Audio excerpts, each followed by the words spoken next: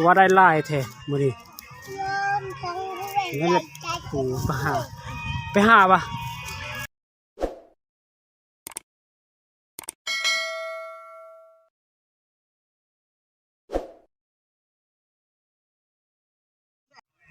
คือว่าได้หลายแท้มื้อนี้งั้นแหละโอ้ไปหาปะไปหาเนาะคือว่าสื่อนี่แหละทุกคนเพิ่นก็ไปหามื้อนี้ก็ได้แต่ซ้ำนี้ประมาณฮอด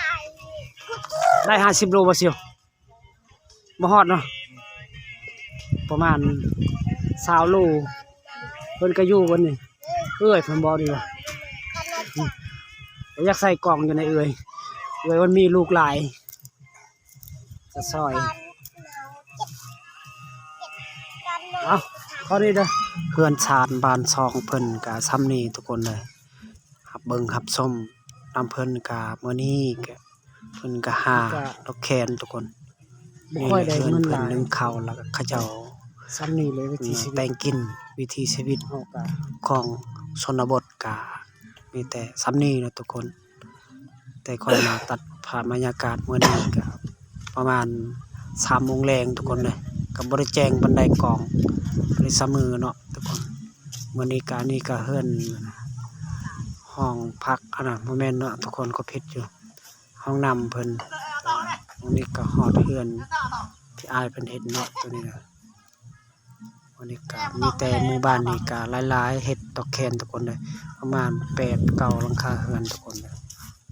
นี่ก็เขาเจ้าเฮ็ดทุกคนเนาะนี่ก็เขาเจ้าเฮ็ดบ่อนโลเท่าไหร่สวัสดีครับไปดิซื้อโลเท่าไหร่โล7,000นะครับ7,000หวะน้องไงโอ้7,000แล้วทุกคนเลยก็ลืมแต่มื้อนี้ล่ะว่ามื้ออื่นก็ซื้อมื้ออื่นก็ซื้อวะ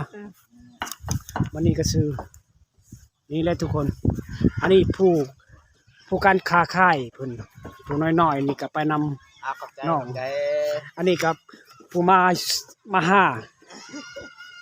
โดยที่มาหาเลยนี่ได้บ่ฮอด50 โลอ่ะบ่ได้ฮอดเนาะบ่ฮอดได้อายเด้อประมาณฮอดได้10 ปลายโลก็แล้ว10 ปลายโลฮอด13 โล14 โลก็แล้วมื้อห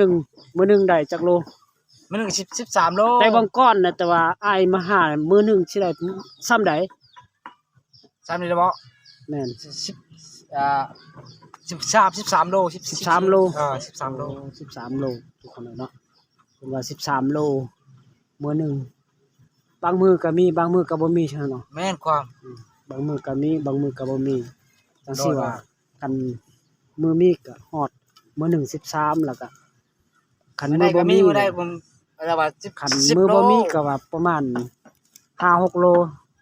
จังซี่เนาะประมาณก็12 โลทุก12ประมาณก็13 โลก็คูณเบิ่งทุกคนเนาะมื้อนี้ก็เพิ่นสิได้13 โลก็